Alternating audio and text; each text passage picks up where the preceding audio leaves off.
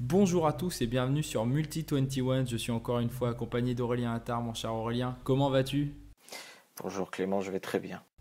Eh bien, mon cher Aurélien, nous sommes aujourd'hui ici pour analyser le Grand Prix de Singapour, ce fameux Grand Prix de Singapour, avec ses lumières, avec son glamour, enfin, voilà, le Grand Prix qui représente le mieux la F1. Mon cher Aurélien, qu'as-tu pensé de cette édition 2018? Déjà, je voudrais dire que le Grand Prix de Singapour, c'est un petit peu la relève du Grand Prix de Monaco. Ces dernières saisons à Monaco, c'est Totalement. devenu très très chiant. Et à contrario de Singapour, où c'est toujours très très fun, surtout l'an passé en 2017. Bon, cette année, il y a eu moins d'actions en piste en comparé à l'année dernière, mais c'était toujours aussi intéressant à suivre.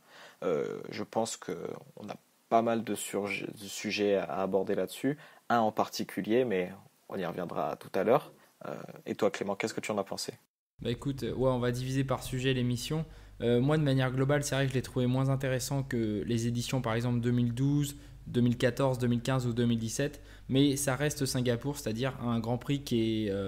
D'ailleurs, j'étais étonné que TF1 le diffuse pas, parce que je le trouve beaucoup plus glamour que d'autres courses aujourd'hui. Je pense que c'est le Grand Prix qui représente la meilleure image de la F1 aujourd'hui. C'est celui où les F1 sont les plus belles. C'est celui où on a un excellent spectacle. Et encore une fois, on a une très bonne course avec finalement plusieurs leaders, on s'en rend pas compte, mais ça a pas mal bataillé stratégiquement. Il y a eu une grosse bataille en milieu de peloton. Ça a plutôt bagarré vers le fond de peloton, vers le 40e tour. Et d'ailleurs, ça nous a offert des belles images, notamment avec les leaders. Et je pense qu'on peut Exact. ressortir trois grands perdants de ce week-end. On va parler du cas de chacun. Le premier, c'est Vettel par rapport à Hamilton. Le deuxième, c'est Ocon. Et le troisième, c'est Sergio Perez. Mais parlons déjà de Vettel et Hamilton. Qu'as-tu pensé de cette qualification et de ce temps incroyable de Lewis Hamilton? Bah, j'étais très, très surpris, très étonné, parce que Hamilton, on l'a pas vu du week-end jusqu'au samedi. Les essais libres étaient dominés par les Ferrari avec les Red Bull en embuscade, et même en Q1, en Q2, Hamilton n'était pas en haut de la feuille des temps. Donc quand il a sorti ce tour en 1 minute 36 et des poussières, je me suis dit, bon, bah, Vettel va tourner en 1,34 alors dans ce cas-là. Et puis au final, quand on voit l'écart entre Hamilton et Vettel sur la grille, ben, en fait, c'est là qu'on voit que Hamilton est vraiment un très très très grand pilote. Hein. Exactement, parce qu'on a vu que les Red Bull et les Ferrari étaient devant. Et quand tu regardes le temps de Valtteri Bottas, c'est là que tu vois l'écart avec Lewis Hamilton, puisqu'il y a quasiment 7 dixièmes d'écart, ce qui n'arrive pas entre les deux Ferrari, malgré l'état de forme de Raikkonen, et ce qui n'arrive pas entre les deux Red Bull, malgré l'aisance de Verstappen. Donc c'est là que tu vois que c'est pas la voiture, là c'est complètement le pilote. Et il a mis un coup moral avant même le début de la course et qui vraiment introduit la fin de saison qui va arriver où faudra aller le chercher lui encore plus que sa voiture. Parce qu'avant on parlait de la Mercedes, là cette année encore plus que jamais, Hamilton est au top. Je pense que le camouflet, si on peut dire ça comme ça, subi en Grande-Bretagne, avec Vettel qui gagne donc sur les terres d'Hamilton, a un peu servi d'électrochoc. Parce que si on prend depuis cette course et jusqu'à Singapour, ben, le pire résultat d'Hamilton en course, c'est une seconde place seulement. Et puis il y avait le Grand Prix d'Allemagne qui a été un peu bizarre où les C'est Mercedes vrai. en sont sortis par chance. Mais on a senti qu'effectivement ces courses-là, la Grande-Bretagne, l'Allemagne, ont fait électrochoc et qu'au retour des vacances, Lewis Hamilton est arrivé dans un état d'esprit de tueur absolu pour finir la saison. Il sait qu'il va compter que sur lui-même et parce que Valtteri Bottas est aux fraises, que la Mercedes ne se développe pas aussi bien que la Ferrari. Et il pose ses coronets sur la table et voilà, il y va. Ah oui, il y va et il y va très bien en plus. Hein. Euh, alors, on peut se demander si c'est Hamilton qui y va ou si c'est Ferrari qui fait n'importe quoi comme d'habitude. Car, bon, Grand Prix d'Allemagne, Grand Prix de Hongrie, Grand Prix de Belgique, enfin, même tous les Grands Prix depuis Silverstone sont favorables aux Ferrari. Surtout à Singapour, circuit en ville très, très tortueux. Et puis, on voit bien qu'il y a quelque chose qui ne va pas. Donc Hamilton est là, bien sûr, pour qu'il en profite, justement, parce que les Ferrari n'y arrivent pas. Et pour moi, Singapour, c'était la dernière chance pour Vettel et pour Ferrari de se relancer dans la course. Ils ne l'ont pas fait. Et pour moi, c'est terminé pour eux. Je pense comme toi, surtout que euh, Ferrari a la pression du résultat par rapport à leur historique récent, on va dire, des 10 dernières années, que ce soit en 2010, en 2012, en 2015 ou en 2017. C'est les années où à chaque fois ils avaient le titre potentiellement entre les mains et où ils se sont écrasés en deuxième partie de saison complètement, accablés par la pression du résultat. Et là, aujourd'hui, c'est encore le cas en 2018. On a l'impression que 10 ans après son dernier titre constructeur, la Scuderia a toujours cette peur-là. Oui, oui, je suis complètement d'accord avec toi là-dessus. Si on parle du deuxième grand perdant, c'est Esteban Ocon. Alors pour Ocon, rien ne va plus, hein, puisque Valtteri Bottas a prolongé son contrat et que quelques temps après, Force India a été racheté. On y est revenu dans une vidéo transfert, allez la voir. Depuis, les galères s'enchaînent, notamment à ce Grand Prix de Singapour où il s'est projeté dans le mur dès le premier virage. Alors, deux questions pour toi, mon cher. La première, était-ce de sa faute dans ce premier virage? Et la deuxième, est-ce que Esteban Ocon est en train de perdre pied? Alors, pour répondre à ta première question, c'est assez dur à dire. C'est quasiment le premier virage, le premier tour. C'est maintenant ou jamais justement pour effectuer des tentatives de dépassement. Parce que, bon, comme on le sait, c'est vraiment très compliqué en Formule 1 aujourd'hui de dépasser en course. Et les rares dépassements se font donc soit dans les stands et soit au départ. Ocon a joué, il a essayé de s'infiltrer dans un trou de souris. Euh, il a joué, il a perdu. C'est des choses qui arrivent. En temps normal, on n'aurait pas tenu rigueur. Mais là, comme il est dans une situation assez critique, il a besoin de se faire de la publicité et une bonne publicité.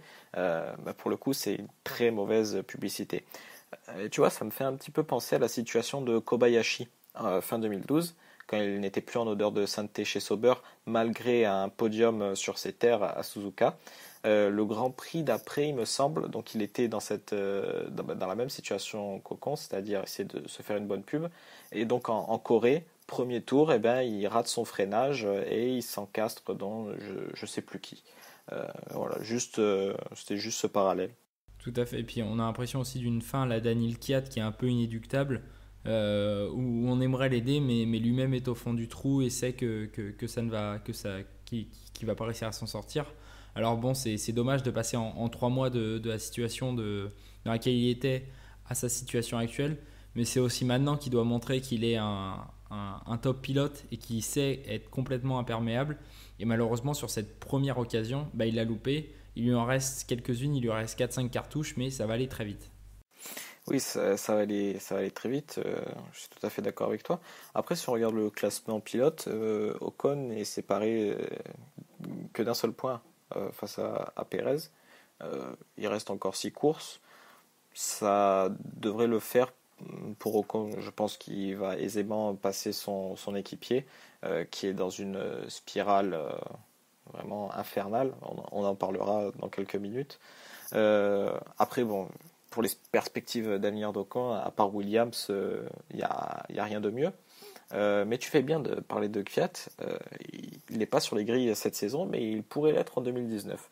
Donc c'est tout le mal que je souhaite à Ocon, hein, qu'il ait une saison blanche entre guillemets en 2019 et qu'il revienne dans une équipe, peut-être dans l'équipe à l'étoile, qui sait, à l'horizon 2020.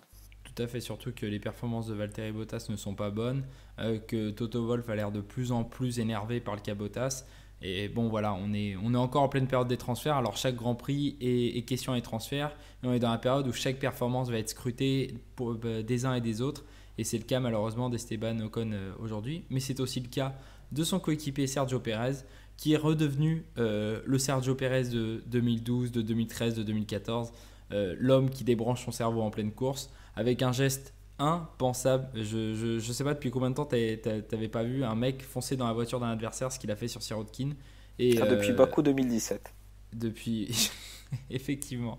Et sinon, je pense que des mecs comme Nigel Mansell ou autres en étaient capables, mais alors là, ou Nelson Piquet, mais alors là, c'est impensable, c'était du grand n'importe quoi. Est-ce que t'es pas étonné qu'il soit pas exclu pour une course là? Ah oui, bien sûr. Mais même la pénalité infligée était vraiment Dérisoire. faible, quoi. C'est clair. Justement, je parlais de Bakou. Vettel s'était pris un stop and go de 10 secondes pour son geste. Alors que Pérez, lui, c'est juste un simple passage par les stands. Bon, ça lui flingue sa course, ok. Mais bon, c'est pas ça qui va lui mettre du plomb dans le crâne, quoi. Surtout que le geste de Vettel est fait sous safety car à vitesse ralentie. Sergio Pérez fait son geste en pleine course sur une voiture qui vient de le Ah oui. dépasser. Ah, d'autant plus dangereux, bien sûr. Les vitesses sont folles. C'est absolument ahurissant. Voilà, il était énervé de se faire passer par Sirotkin. Bon, on peut le comprendre, mais pour le coup, le Russe avait été meilleur que lui. Et Bien sûr. sur ce virage-là, et voilà. Bien Mais sûr, faire un oui, oui, geste comme ça avec les leaders en plus qui arrivent oui. derrière, non seulement il a compromis sa course, mais celle des autres. Ah oui, mais je suis tout à fait d'accord avec toi. C'est la course en plus. C'est pas comme si Sirotkin était à un tour et qui voulait pas se laisser passer. Non, là il se battait pour une position. Sirotkin il faisait sa course et il avait eu raison de le faire. Bon, si on se fie à Pérez, la défense de Sirotkin était limite, voire même de trop. Mais moi, de ce que j'ai vu aux caméras, parce que bien sûr les caméras n'ont pas raté une miette de ce duel, je ne voyais pas de coup de volant ou de décalage sur la zone de freinage à la Verstappen de la part de Sirotkin. J'en ai Donc, pas vu non plus, non. oui, j'en ai pas. Ouais, voilà, c'est bien ça. Donc, je pense que oui, Pérez avait juste les boules que son équipe ait foiré, si on peut dire foiré, la stratégie en le faisant sortir derrière une Williams. Alors bon, c'est des choses qui arrivent, quoi. De le voir craquer de la sorte, c'est vraiment très étonnant. À vrai dire, je cherche une raison, tu vois. Bah, j'en ai peut-être une, c'est l'atmosphère actuelle chez Williams, chez Force India. On parle beaucoup de l'arrivée de Stroll, on dit que Perez va être le coéquipier, mais si ça se trouve, ça va être quelqu'un d'autre encore. Perez est sur un siège éjectable. En fait, on a l'information filtre au compte-gouttes du côté de Force India et l'ambiance est délétère et ça se ressent au niveau des choix stratégiques de l'équipe, au niveau des choix des pilotes, parce que Ocon est allé directement accabler Perez après le geste sans savoir ce qui s'était passé. Perez fait une course calamiteuse. Voilà, c'est un peu psychologiquement, ils sont au fond du trou tous. Oui, oui, non, c'est une très bonne raison là que tu avances. En effet, Pérez avait déclaré en Belgique qu'il avait signé un contrat chez Racing Point pour 2019. Mais au final, oui, enfin, il y a juste une déclaration de Pérez, mais il n'y a pas eu de confirmation de la part de l'équipe. Donc oui, j'imagine que Pérez doit être comme Ocon au final, essayer de faire ses preuves. Bon, c'est pas comme ça qu'il va y arriver. Voilà.